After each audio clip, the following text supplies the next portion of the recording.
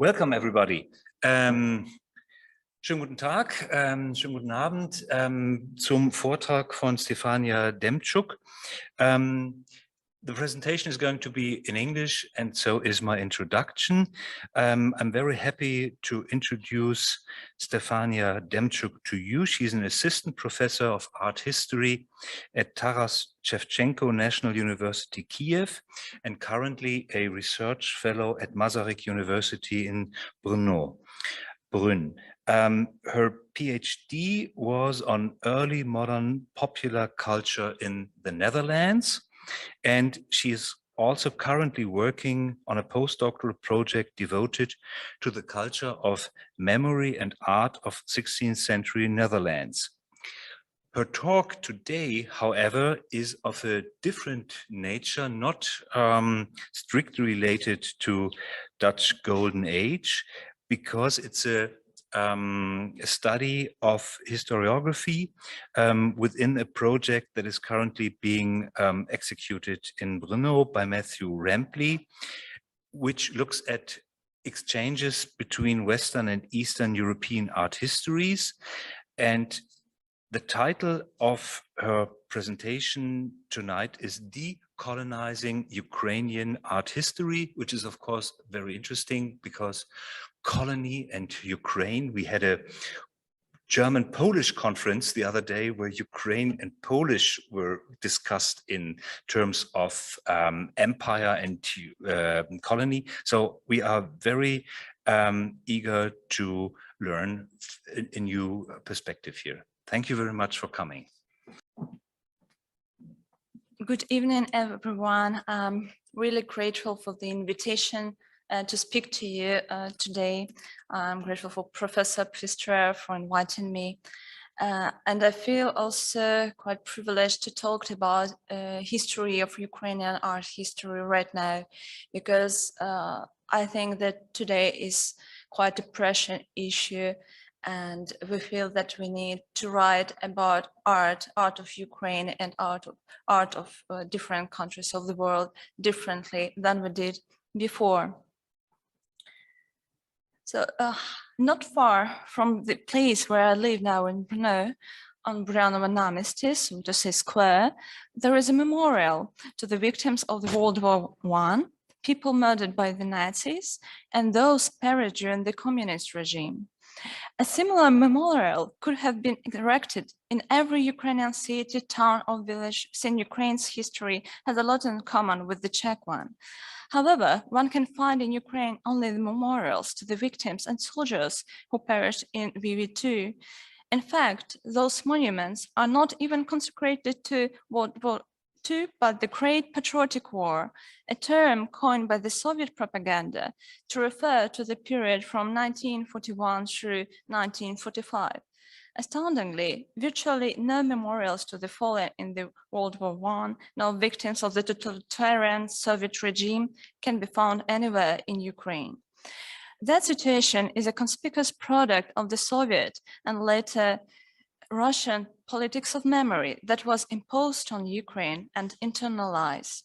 The politics of memory, in its turn, is one of the elements of a broader colonial project that I will address prior to diving into Ukrainian art history.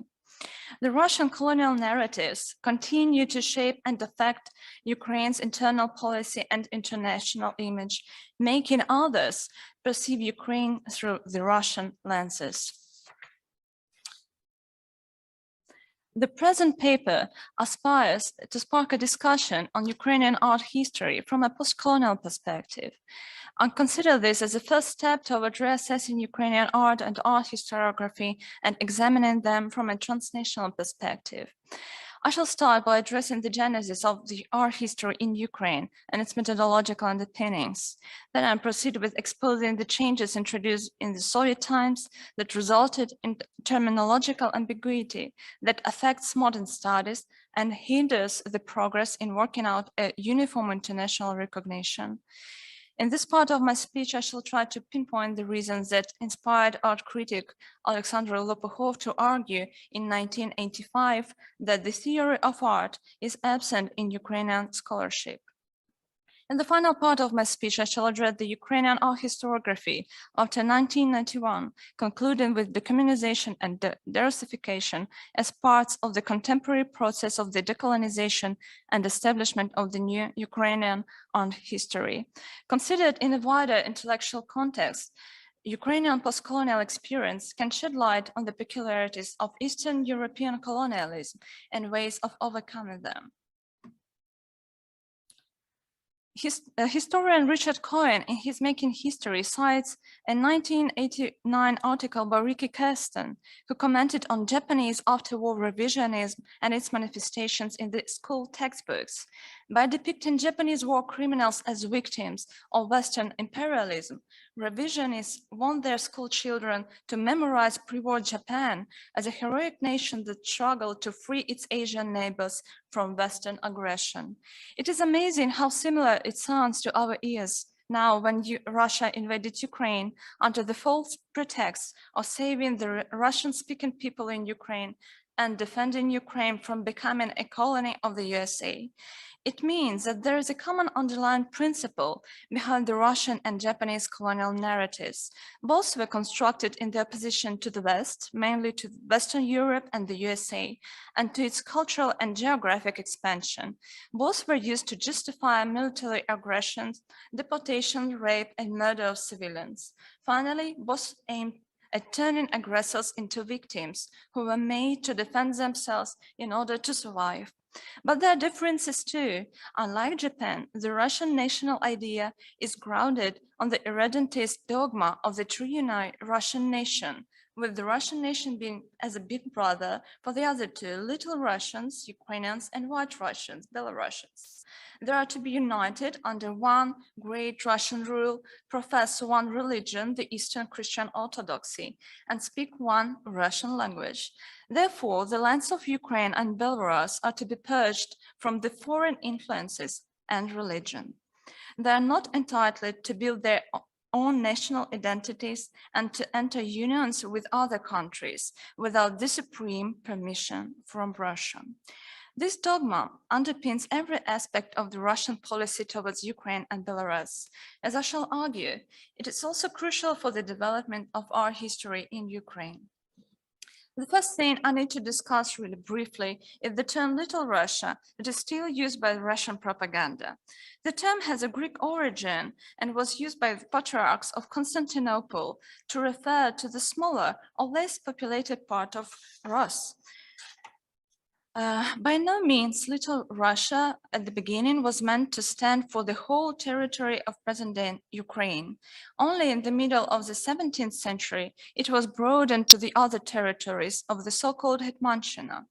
After the Truce of Andrusiv of 1667, the territories of Hetmanshchina were once more divided between Russia and the Polish-Lithuanian Commonwealth. The left bank territories under the name of Little Russia were annexed by Russia. Ever since the Russians started to refer to Ukraine as Little Russia, it became a part of the discourse of the true united Russian nation. The dogma itself dates back to Peter's first times. Not having enough support from his peers, Peter I relied upon the Ukrainian intellectual elite. One of the most brilliant and controversial figures among Peter's supporters was the Kyiv-born dean of the Kyiv Mahila Academy, Theophan Prokopovich. He became one of the first agents of Russian colonialism, and the reason why Ukraine had later become a colonized element within the Russian Empire. Theophan Prokopovich first came into prominence in 1715 as Peter's protege to become the Bishop of Pskov in 1718 and the Archbishop of Novgorod in 1725. He was commissioned to help the Tsar to integrate the Orthodox Church into the state, so there would be only one head of the country. It is worth emphasizing that relations between the Church and the Russian government are still extremely tight, even nowadays.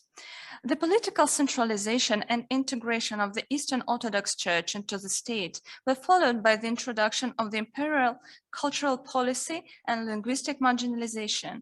Here, I would like to mention just one case. The Millennium of Russia, a bronze monument, erected in 1862 in the historic center of Novgorod, was supposed to commemorate the arrival of Rurik, a Varangian chieftain, to Novgorod, as it was considered to be the inception of Russia's statehood. The concept of continuous statehood, however, is highly dubious, as well as the idea of Russia being the genuine heir to medieval Rus with its center in Kyiv. Again, it was Prokopovich who insisted on this line of succession. The monument itself is a 15 meters tall bronze globus cruciger planted on a bell-shaped granite pedestal. Sculptures that adorn the monument can be split into three logical groups. An angel and a kneeling woman in the first rank epitomize Orthodox faith and Russia itself, the purported unity of the church and the state. However, the image of a kneeling Russia did spark heated discussions back then. The second rank comprises 17 colossal figures whose contribution to Russia's statehood was considered extraordinary. They're grouped to present 6 major scenes: the summoning of Rurik, the battles of medieval Rus, the Battle of Kulikovo, the autocracy of Ivan III, the start of the Romanov dynasty, and the formation of an empire under Peter I. The iconography of the frieze in the lower part is the most striking. It reveals the way in which the history of Russia as an empire was forged. The frieze comprises 109 figures of contributors to Russia's glory. Each person was approved by the emperor himself. There were writers and painters, educators, statesmen, and military heroes. Mykola Gogol, a Ukrainian-born writer who started to write in the Little Russian language but had to move to St. Petersburg, was standing alongside Alexander Pushkin and Mikhail Lermontov. You can see it is this group, and Pushkin is standing right in the center with Gogol on our right and Lermontov on our left. Pushkin's figure is remarkably taller than that of Gogol or Lermontov, even though he had not been taller than his peers in the real life. This disproportion reminds us of the symbolic hierarchy of medieval icons.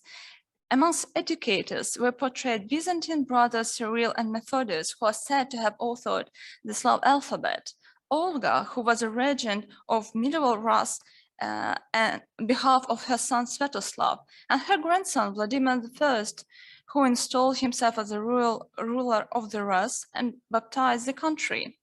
Just merely taking into consideration these names, it is evident now the 19th century Russia inflated its own history that was quite brief and started from the 16th century when the Romanov dynasty took the power.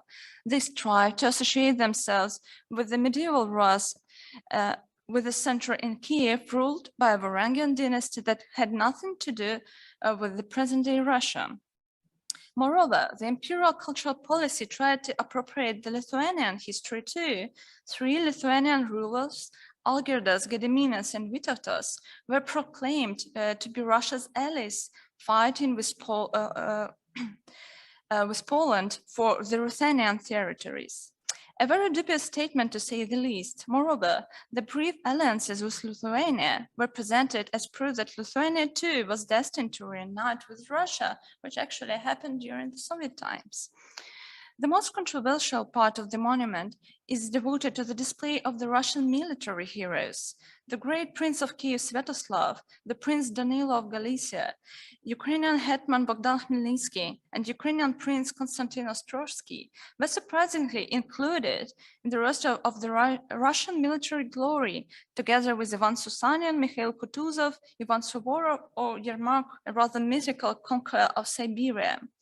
This monument symbolized the integration of Ukrainian history into the Russian imperial narrative. Ukrainian statesmen, writers, and educators were proclaimed to be Russians.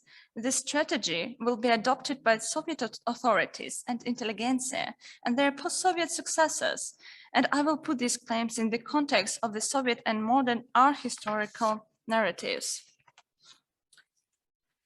And despite being the fruit of the 18th century historiography, the dogma of the Triunited Russian nation received its final touches during the Soviet rule. In the monograph, for example, by Vladimir Mavrodin, The Ancient Rus, The Origins of the Russian People and the Formation of the Kievan State, who referred to the Kievan Rus as the common cradle of Eastern Slavs. Following his statement about the ethnic unity of the Kievan Rus, refuted in a number of publications ever since, Soviet philologists argued for the existence of a common language in the Kiev Rus. Later on, this common language was altered in Ukraine and Belarus under the influence of the Polish and Lithuanian languages, argued Soviet scholars. They conclude that once again, Russia, even under Soviet rule, appears to be a lawful heir of Rus entitled to reunite with its ancient territories. Art history in Ukraine developed following Russia's colonial molds designed in the late 18th, 19th century and inherited by Soviet Union. It was characterized by the further marginalization of Ukrainian language, propagation of Russian as a language of scholarship, and imposition of the institutional hierarchy, where Moscow and St. Petersburg preserved their primacy, while Ukraine was regarded as a remote province with parochial scholarship. From the very beginning, Ukrainian art history had three main centers, Kyiv, Kharkiv, and Odessa, whose universities were founded in 1834, 1805, and 1865, respectively. However, whenever you try to write a comprehensive historiographical survey, you face the difficulty of finding the art historians who qualify to be referred to as Ukrainian without any reservations. All art historians who were born in Russia but worked in Ukraine or vice versa are considered Russian. This fact can also be regarded as a kind of cultural appropriation. Moreover, this narrative of the Russian art historiography is broadcasted worldwide, consolidating the construct of the great Russian culture. Thus, the early Ukrainian art history requires a thorough and profound reconstruction. The Department of Theory and History of Art was founded at the Kharkiv University back in 1863, only 6 years later than the eponymous department at the Moscow University. Yegor Redin, a student of Nikodim Kondakov, a scholar famous for his studies in medieval iconography, had served as the department's director for 30 years. Redin is a good example of academic exchanges during the early history of Ukrainian universities. He graduated from the Odessa University, where he wrote his thesis under the Kondakov's supervision. Thus, in his essays on Byzantine art, Redin focused on attribution, examination of style, and iconographic analysis. Just as Kondakov, Redin was interested in showcasing the Eastern Syriac influence on the art of Rus, with the Byzantine art serving as an intermediary.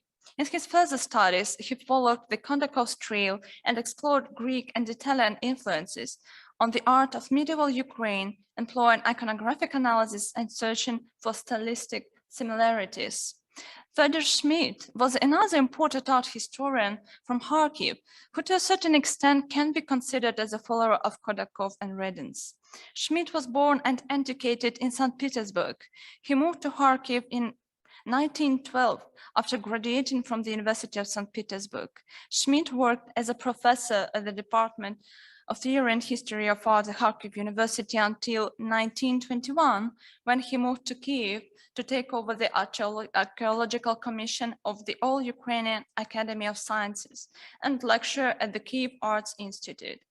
He signed the protest petition against the Red Terror in the summer of 1919, and as a consequence, he was arrested in St. Petersburg later on in 1932 and executed in Tashkent in 1937. Thus, his life is a perfect example of the entanglement of Ukrainian and Russian art history. Schmidt's outstanding contribution to Kharkiv School of Art history is irrefutable. Whereas Schmidt adhered to Kondakov's iconographic method in his study of medieval Rus art. He went beyond its limits in his theoretical essays, The Laws of History, Introduction to General Art History, and Art, Its Psychology, Stylistic, and Evolution. The ideas that seemed to be rather vague in the former essay were refined and reorganized in the latter.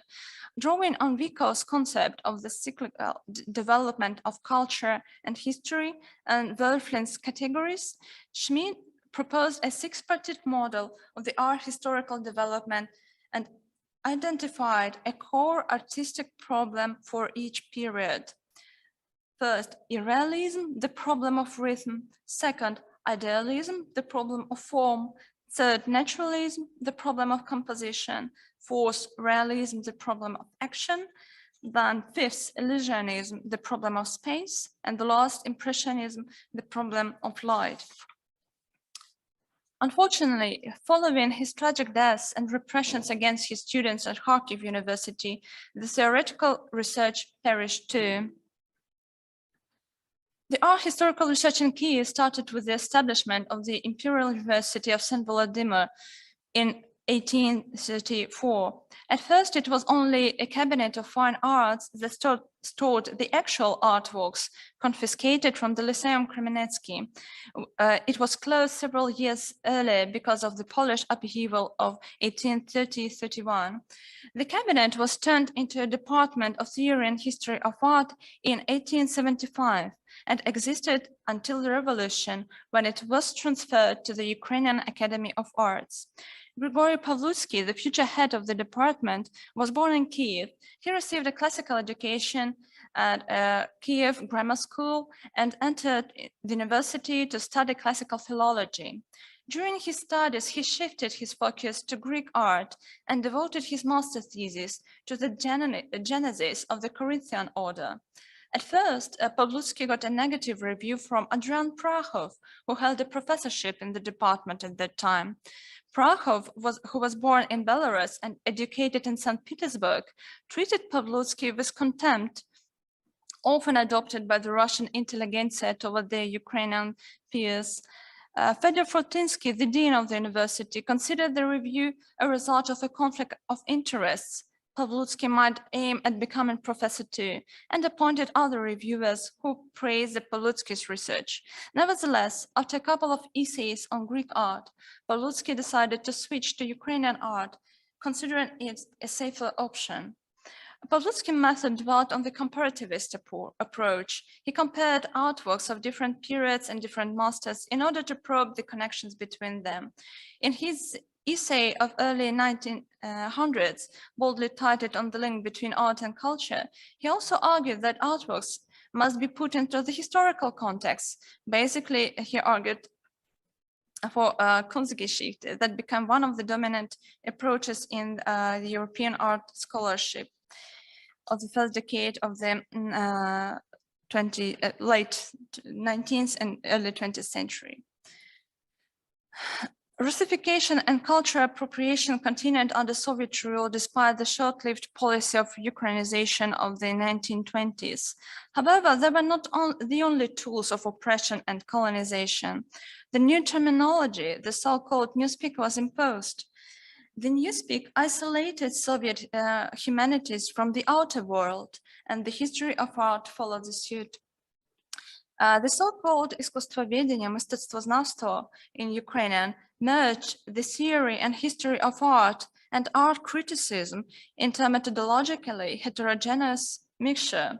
Mistectvoznavstvo, as an official title of scientific degrees, was introduced by the resolution of the Council of People's Commissar of the USSR on scientific degrees and titles in 1937.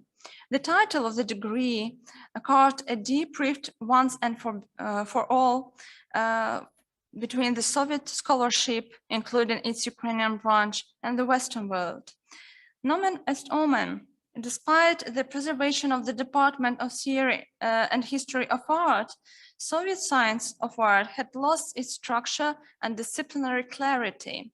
To this day, Mistectvoznavstvo remains the name of a scientific degree and stands in the way, as I shall argue later on, of the successful integration of Ukrainian scholarship into the international academic community. For the sake of consistency, I undertake to refer to the Ukrainian scholars as art historians, despite the fact that the name of their degree in Ukrainian is closer to an art expert. I suppose that Soviet scholars borrowed the term искусствоведение and Mistectvoznavstvo from German language scholarship, for it is the literal translation of the term Kunstwissenschaft. It had to merge art, criticism, theory, and history of art. It brings to mind somehow Hans Zedelmayer's paper of 1933, where he introduced the second science of art that marks the establishment of the new Vienna school. In his paper, Zedelmayer used the term Kunstwissenschaft as superior to Kunstgeschichte. Major Soviet scholars like Mikhail Alpatov were under the spell of the Vienna School, and taking into consideration that the first translation of Zedelmayer's oeuvre came out in 1935 and 36, it looks quite natural that they might have chosen the Russian version of Kunstwissenschaft as the title for the new independent science. German and Austrian scholarship played a prominent role in the Russian and Ukrainian art history before the revolution too. The first Russian translations of Adolf Hildebrandt's works emerged in 1913, whereas Heinrich Wölflin's classical art in 1912, followed by Renaissance and Baroque in 1913, and on the interpretation of art published in 1922, and the major concept in 1930. One would expect a drastic change in the methodological underpinnings of art history under the Soviet rule, but it was not completely the case. Of course, Marxist terminology was adopted, but it could have never replaced the adherence to the formalism of Russian art historians. In addition to the translation of Zedelmayer's paper mentioned earlier, an abridged version of History of Art as a History of Spirit by Max Dvorak was published in 1934. Thus, the adoption of a German name for the discipline looks coherent with the methodological preferences of the Russian Soviet scholars. The introduction of the term искусствоведение also meant the rupture with the discipline's subordination to history and emphasized its independence. So, искусствоведение as Mistectvoznavstvo was introduced to the Ukrainian institutions at the same time. It happened to coincide, however, with the executions and repressions of Ukrainian writers, artists, and art historians, known in historiography under the term the executed Renaissance of the Red Renaissance. It meant the end of the policy of Ukrainization initiated by Soviet authorities in the early 1920s. It put the issue of language marginalization back on the agenda. Ukrainization strived to mark the shift in cultural policy with the arrival of Soviets. The prison of nations, as the Russian imperial regime was branded, had to be replaced with the friendship of nations under Soviet rule. The Ems decree was revoked after the revolution, therefore the Ukrainian language could become a means of cultural communication. However, the drastic changes of the 1930s signaled the beginning of a new period of Russia's colonial expansions, and искусствоведение as an official term, and the whole science of art behind it, can be regarded as one of the tools of the new cultural policy. In addition to the terminology, there were other efforts to provincialize Ukrainian scholarship. The departments of theory and history of art were transferred from the universities to the newly established Academic of Arts, where teaching was limited to connoisseurship and the history of styles. For example, in Kyiv, the department was transferred to the Ukrainian Academy of Arts, founded on December 5th, 1917, where it stays until now. In Kharkiv too, the Department of Theory and History of Art was closed in 1920, when the university was turned into the Institute of People's Education. As Lyudmila Melnichuk put it, in 1926, only a subdivision of art history was created as a part of the Department of All-Ukrainian Academy of Sciences in Kyiv. The staff of this subdivision was formed mostly of Fedir Schmidt students. They all got arrested in 1933. Although they managed to survive, the persecution of the subdivision of theory and history of art was re-established 30 years later as a part of the Department of Marxism and Leninism and the Kharkiv Institute of Arts and Design. The subdivision became an independent department only in 1992. The lack of PhD programs and scholarship that could have made it possible for Ukrainian scholars to go abroad and study Western or Eastern art, as did their Russian colleagues, forced young art historians to go to Moscow or St. Petersburg. When they did go back from the cities of the metropole, they came acting as a colonizing element who bring in new ideas to the remote provinces, so to say, their Ukrainian departments of the academies. Meanwhile, the departments of theory and history of art continued to thrive in the Russian classic universities, and the prominent Russian scholars often went on research trips and conferences to Western Europe. Therefore, the absence of PhD programs until the late 1950s, the lack of art historical literature in the languages other than Russian, and the prominence of scholars who graduated from Russian universities resulted in the imposition of the parochial character on the Ukrainian art history, as well as on the other branches of knowledge. How did this strategy impact art historical writing? First, Ukrainian art historians focused almost exclusively on Ukrainian art as an integral part of the old Soviet paradigm. Their monographs were conceived only for the internal Soviet audience. Studies on Western art were virtually absent. Positivist methodology adorned with Marxist-Leninist term was encouraged. Thus, it is next to impossible to find anything related to the theory or methodology of art. This brings us back to the world of Alexander Lopukov I quoted earlier. One has to point out that theoretical training of the art historian needs a lot of work, for it is known that Ukrainian art historians do not raise issues of theory. Let's just briefly examine one work from the Soviet period. It's a monograph by Platon Biletsky, one of the most famous Ukrainian art historians. In his monograph, he addressed the Ukrainian portrait painting of the 17th and 18th century. It is written in Russian and was published by a Leningrad-based publishing house. Biletsky tried to avoid referring to methodology related to the writing of Marx, Engels, or Lenin, focusing mostly on attribution and stylistic issues. It does not mean, though, that the book is free of Soviet Russian cliches. The Orthodox art was examined as opposed to the Catholic painting, branded as a tool of oppression. The Polish magnates, whose portraits he studied, were described as insolent and condescending, emphasizing the role of Poland as an enemy and the Catholic religion as alien to Ukrainians, promoted the interests of Russia and its constructs of Ukraine as part of the Russian world that has not lost its significance even in the face of specious Soviet internationalism. Biletsky paved the way too for the post-Soviet Ukrainian art historiography, where the concept of the nation became a framework for writing on art. For, as he said, there is no need to include in history of Ukrainian art everything that was once created in Ukraine or by its natives far from the homeland. Ethnicity and orthodoxy will become the key to the Ukrainianness of art in the first decades of Ukraine's independence. The independence brought an end to the colonial oppression, but in a way it also was full of challenges. The need to fill the gap in knowledge made Ukrainian art historians turn to the concept of nation as a framework for art historical writing. But Soviet heritage could not just be shaken off, and the product of these efforts was rather biased. The reforms of the Kyiv Arts Institute are a good example of this trend.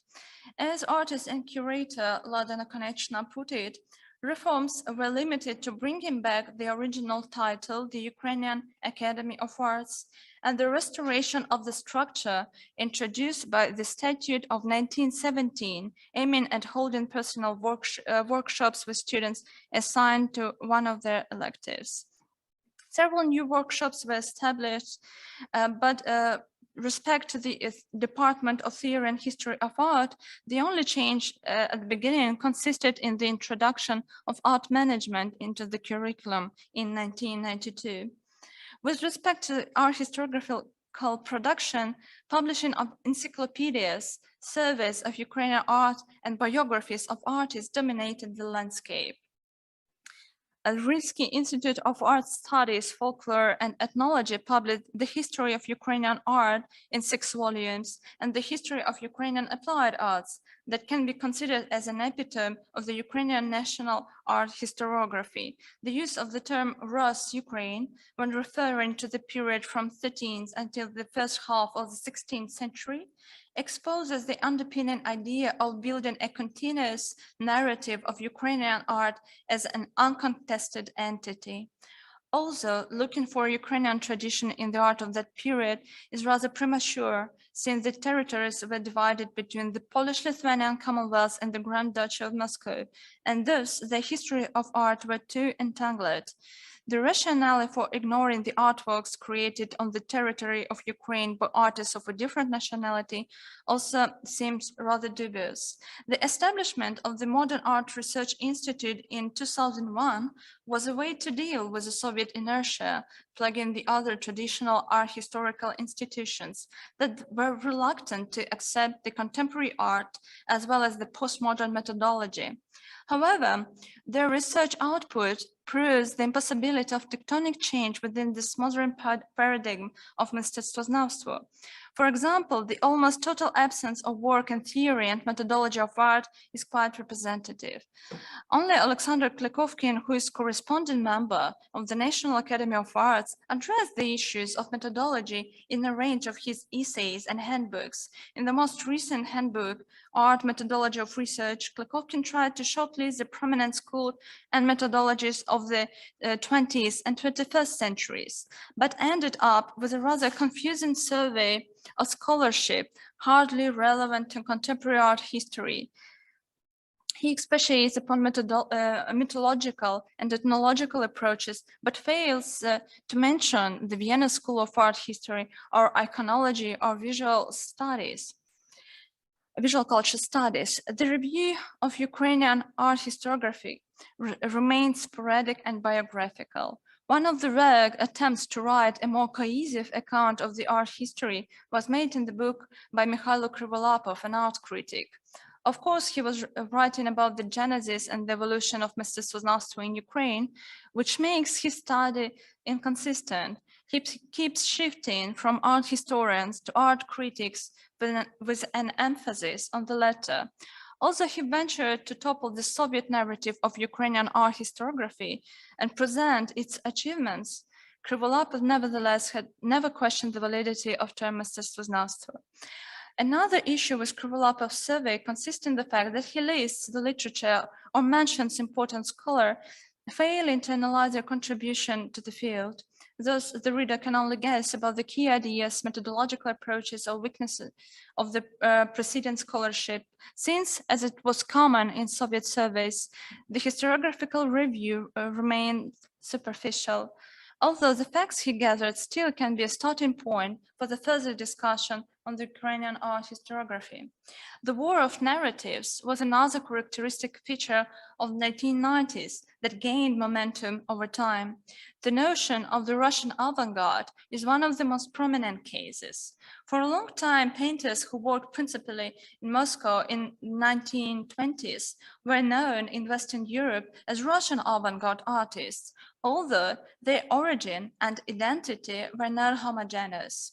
From the beginning of 1980, the whole body of their work was tagged as the Russian avant-garde at the exhibition all over the world. The term Ukrainian avant-garde was introduced by French art historian Andrei Nakov while discussing artists whose works were presented at the Tatlin's Dreams exhibition in London in 1973, the coexistence of these two terms and the dominance of the Russian avant-garde showcases the Russian strategy of cultural appropriation. Of course, some of the artists worked for a limited period of time in Moscow, but not all of them identified themselves as Russians. Alexander Exter, for example, for a long time had a studio in Kyiv. David Burluk, the so-called father of Russian futurism, was born in Kharkiv region and attended the art school in Odessa. Alexander Archipenko was born in Kyiv, where he studied to become an artist and worked there until his immigration.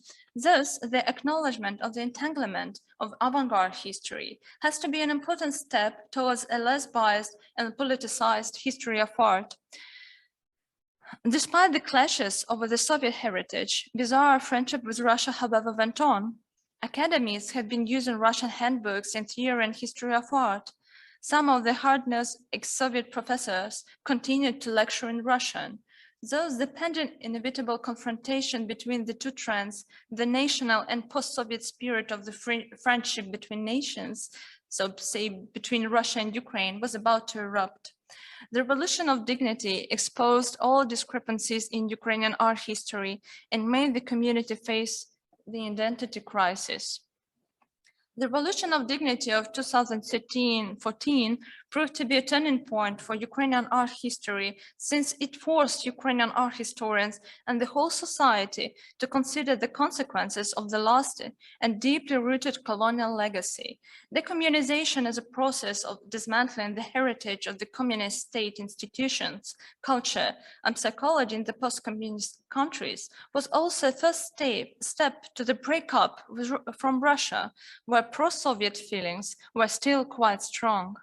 Decommunization also meant radical change in the policy of cultural memory and marked the start of Ukraine's decolonization. At the same time, it raised the issue of reconsidering and preserving Soviet cultural heritage. The exhibition Heroes and Inventory in Making, under curatorship of Michael Ferrer from Berlin and the team of the National Museum of Art from Kyiv, was the first attempt to address the Soviet artistic and ideological heritage in an impartial context, without the nationalistic bias. The curators aspired to present Ukrainian heroes of different periods, from the Cossacks to Soviet soldiers, from portraits of hetmans to the busts of Lenin or Marx. It can be interpreted as a first step to acknowledging the Tsarist and Soviet heritage, but also an attempt to draw a line between the present and the past as a means of getting over it. Decommunization sparked interest in the Western theory of art and contemporary art.